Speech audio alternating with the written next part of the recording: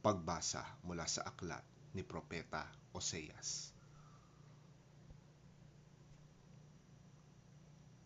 Halikayo, tayo'y manumbalik kay Yahweh, sapagkat ang nanakit ay siya ring magpapagaling.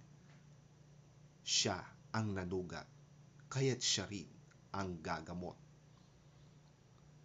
Sa loob ng 2 araw ay mapapalakas niya tayo. Sa 3 araw, tayo'y kanyang ibabangon upang tayo'y mabuhay sa kanyang harapan. Halikayo't kilalanin natin si Yahweh. Sikapin nating siya'y makilala. Kasintiyak ng pagdating ng bukang liwayway, darating siyang walang pagsala, tulad ng patak ng ulan sa panahon ng taglamig, tulad ng tubig ulan na nagpapasibol sa mga halaman. Ano ang gagawin ko sa iyo, Ephraim?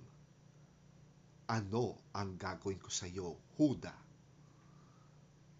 Ang pag-ibig ninyo sa akin ay tulad ng ulap sa umaga, gaya ng hamog na dagling napapawi.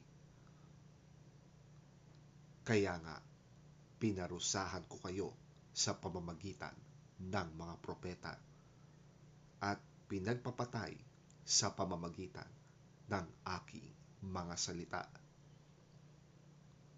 Simbilis ng kidlat ang katuparan ng aking hatol, sapagkat wagas na pag-ibig ang nais ko at hindi handog, pagkilala sa Diyos sa halip na handog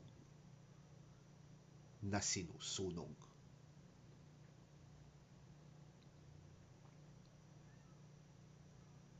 Ang salita ng Diyos. Salamat sa Diyos.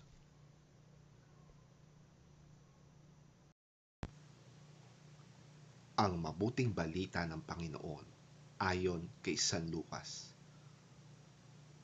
Papuri sa iyo, Panginoon.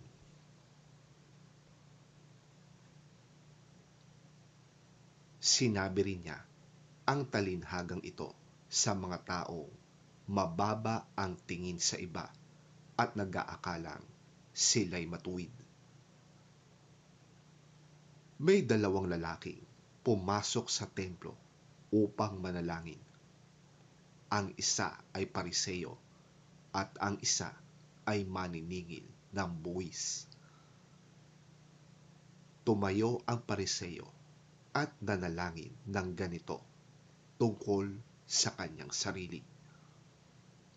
O Diyos, nagpapasalamat ako sa iyo sapagkat hindi ako katulad ng iba na mga magnanakaw, mandaraya, mangangalunya, o kaya'y katulad ng maniningil ng buwis na ito.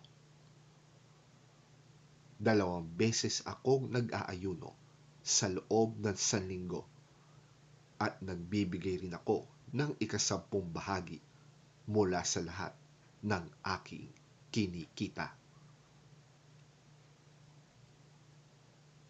Samantala, ang maniningil ng buwis na may nakatayo sa malayo at di man lamang makatingin sa langit.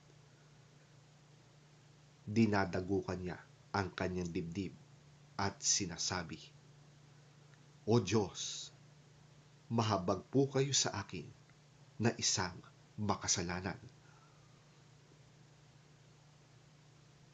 Sinasabi ko sa inyo, ang lalaking ito'y umuwing pinatawad sa kanyang mga kasalanan, ngunit ang una ay hindi, sapagkat ang sinumang nagmamataas ay ibababa at ang nagpapakumbaba ay itataas.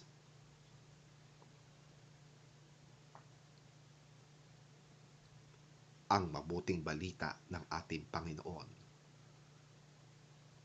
Pinupuri ka namin, Panginoong Hesukristo.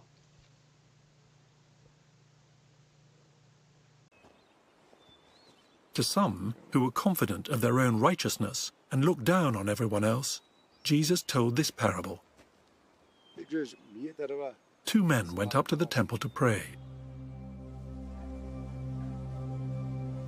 One a Pharisee and the other a tax collector.